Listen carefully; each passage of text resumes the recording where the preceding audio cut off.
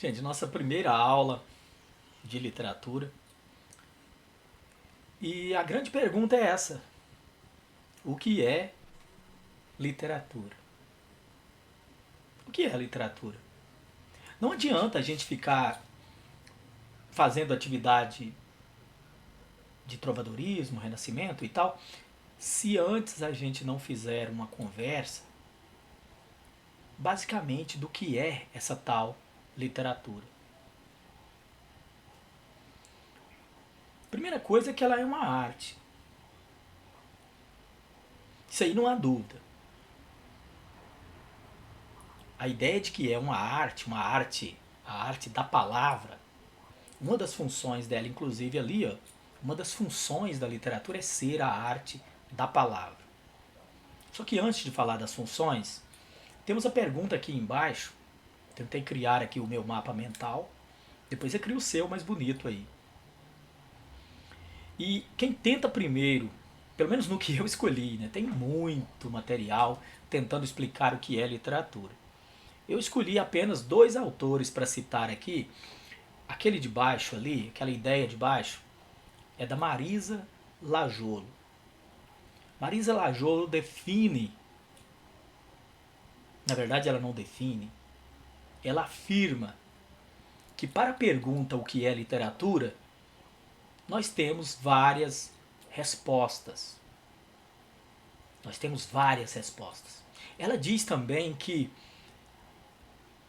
essas respostas elas não fazem com que a gente chegue a uma grande verdade do que é literatura. Na verdade, essas respostas dependem de cada tempo. Cada momento teve sua resposta para o que é literatura. E ali eu numerei 4 maneiras de definir literatura que a humanidade já teve, cada um em seu tempo. Já foi definido literatura, por exemplo, era literatura pelo tipo de linguagem que o escritor empregava. Então, o que era um texto literário? Um texto de literatura? Dependia da linguagem. Tinha um determinado tipo de linguagem empregada no texto literário que não era empregado nos textos chamados não literários. Passou-se um pouco de tempo e chegou na ideia de que dependia muito das intenções do escritor. Literatura era definida pelo tipo de intenção que o escritor tinha. Os textos literários eles estavam dentro de uma determinada intenção do escritor. Mais adiante foi definido, em outro tempo, que literatura dependia dos temas. O texto literário trabalha o tema X, o tema Y. No barroco mesmo ficou mais ou menos assim, né? O texto literário trabalhava determinados temas.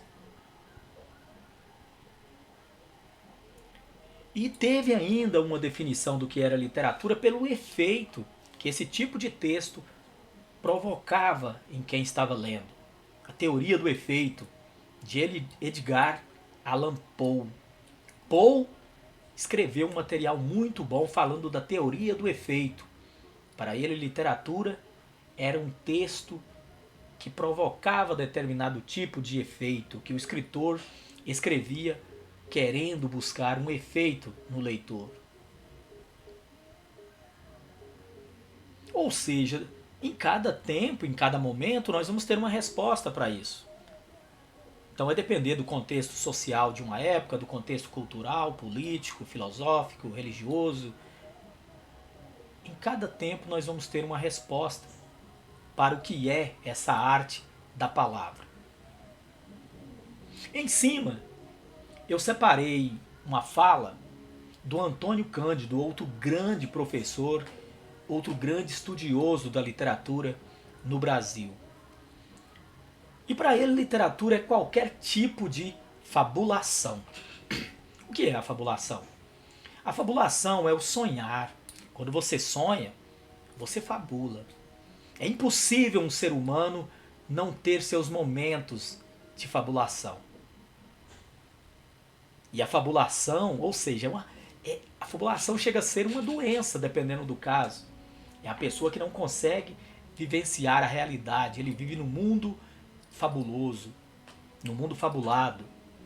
O mundo fabulado, se for no momento que eu estou acordado, eu produzo, os meus pensamentos estão produzindo um tipo de imaginação fabulosa. É um tipo de sonhar acordado. Esse sonhar acordado, quando eu coloco no papel, seria a literatura. Para o Antônio Cândido, qualquer tipo de fabulação, e nem precisa ser no papel, vou mais longe. Para Antônio Cândido, inclusive a oralidade é a literatura, o folclore, porque o folclore é uma fabulação.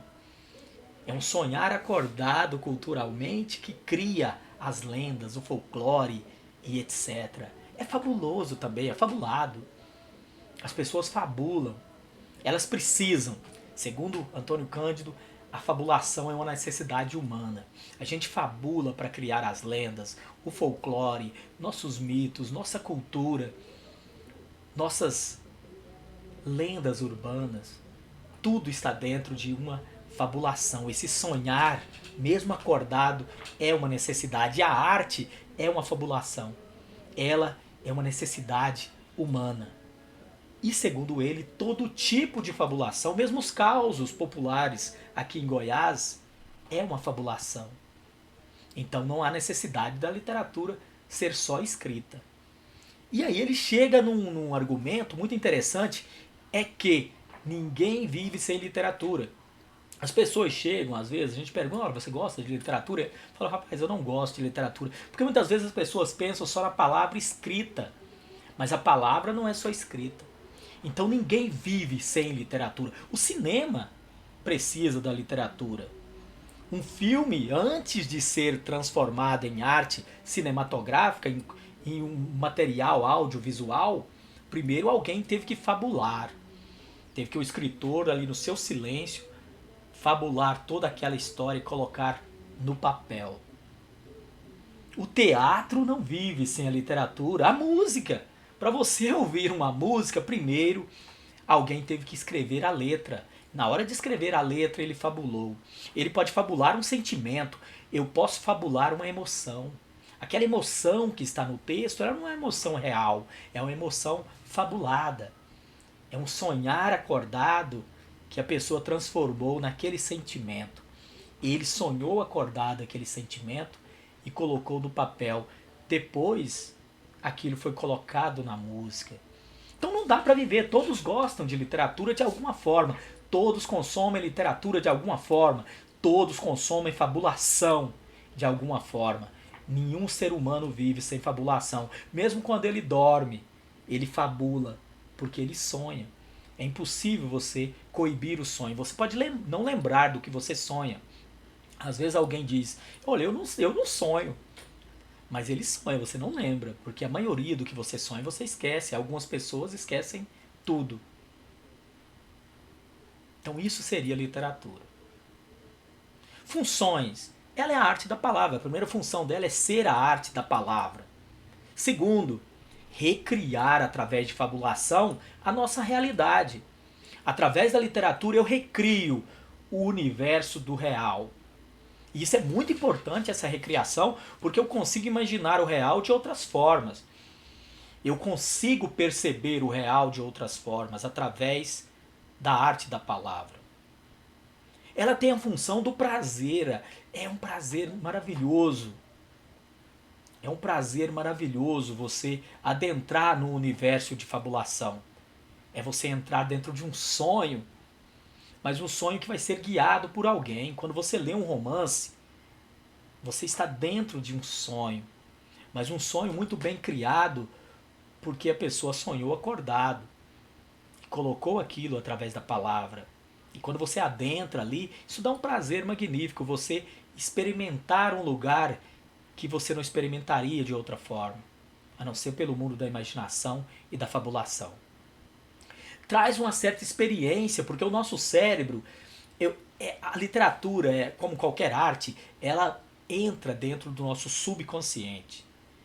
E estudos mostram que dentro do subconsciente não há diferença entre o real e o imaginado, entre o real e o sonho, o real e a fabulação. O nosso subconsciente não consegue saber o que é real. Então, quando eu adentro dentro de um texto, lendo esse texto, entro dentro do universo dele, aquela experiência, de certa forma, ela é vivenciada por mim, ela passa também a ser minha. Aquela experiência de fabulação que foi só do escritor ali na solidão do seu quarto, ela passa também a ser agora uma experiência da minha própria solidão. É uma nova experiência para mim. Dentro do subconsciente, aquilo se torna real. O meu subconsciente não consegue detectar que aquilo é uma mentira. O meu racional, sim. O meu cérebro racional consegue saber que aquilo é uma ficção. Mas o meu subconsciente, que é a parte que me comanda, vê aquilo como uma experiência vivida. Permite interação, porque através da literatura as pessoas se interagem. Isso é muito lindo. Ela tem a função também de transformar, porque como o nosso subconsciente não sabe que aquilo é real, dependendo do que eu leio, me transforma.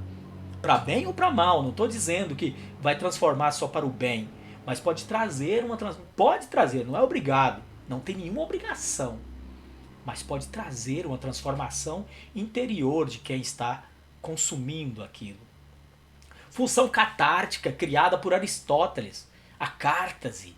A função catártica da literatura é mais ou menos quando você está assistindo um jogo de futebol e você está carregado naquela tensão, seu time atacando e faz um gol. Você, aquele alívio, essa descarga emocional, a literatura também proporciona. Quando você está lendo um texto que faz você chegar num ambiente ali de surpresa do texto, que tem uma reviravolta magnífica, um desfecho realmente muito criativo, gera função catártica. Uma sensação de alívio, uma sensação boa ou ruim, pode ser de choro, de tristeza, depende muito ali, entra ali na teoria do efeito, depende muito do efeito produzido em você. E político-social, porque a literatura está dentro de um contexto, dentro de um momento histórico e pode gerar o que nós chamamos de função político-social. E função cognitiva, porque pode trazer para a gente um novo conhecimento. Não é obrigado também, mas o autor faz toda uma pesquisa, tem todo um trabalho ali de cognição, de inteligência, que de certa forma ele coloca sentimentos ali dentro. E por último da nossa aula, o que é o estilo de época. O estilo de época é muito interessante porque, assim como tem a história humana, nós vamos ter pré-história e etc., a história humana já começa com a escrita. Antes da escrita, nós chamamos de pré-história. Então a escrita inaugura a história da humanidade. E a história da humanidade é estudada através de seus períodos, dos momentos de transformação, momentos cruciais em que os conceitos mudam. Muda o conceito de verdade, o conceito de Deus, o conceito do que é amar, o conceito de beleza, o conceito social, político, cultural, tudo muda. De acordo com a história da humanidade, as histórias das civilizações, os períodos e os contextos humanos vão mudando. A arte acompanha esse jogo de contextos, esse jogo de mudanças dos períodos da humanidade. Então, estudar a história da humanidade é também estudar a história da arte. E a literatura segue essa história. Então, nós vamos ter os estilos de época. Cada momento. Isso é tão forte, gente, tão forte, que você vai ver o estilo de época na arquitetura daquele momento, na arte produzida, na música produzida, na dança produzida, nos textos que eram escritos, no tipo de música. Em um momento a música está grudada na poesia, em outro momento ela separa. Em um momento o texto narrativo é em forma de poesia, depois diminui e por aí vai. Quer dizer, e o estilo de época faz você entender o que motivou aquele artista. Um artista é motivado pelo momento em que ele vive. Ele é meio que o porta-voz do seu momento, da sua época. O estilo de época, então, é muito importante. Sem o conceito científico de estilo de época, a gente não consegue acompanhar os movimentos da literatura. E é justamente de acordo com os estilos de época que nós vamos ter os nomes dos períodos literários que nós vamos estudar. Nós vamos ter o trovadorismo, nós vamos ter humanismo, renascimento, classicismo, nós vamos ter quinhentismo aqui no Brasil, nós vamos ter o barroco, o arcadismo, romantismo, realismo, naturalismo, nós vamos ter o parnasianismo, simbolismo, pré-modernismo, modernismo e até chegar nesse momento que talvez seja o pós-modernismo. Mas seguir então esse estudo de literatura é seguir as épocas, os períodos que marcaram a humanidade. Cada contexto desse vai trazer características para o tipo de arte produzida, o tipo de arte consumida, quem consumia, quem estava retratado nessa arte e por aí vai. Isso é a grande viagem da literatura. Espero que tenha facilitado para vocês refletirem sobre esse conceito para a gente começar de fato nossas aulas de literatura. Até mais, perguntas serão bem-vindas.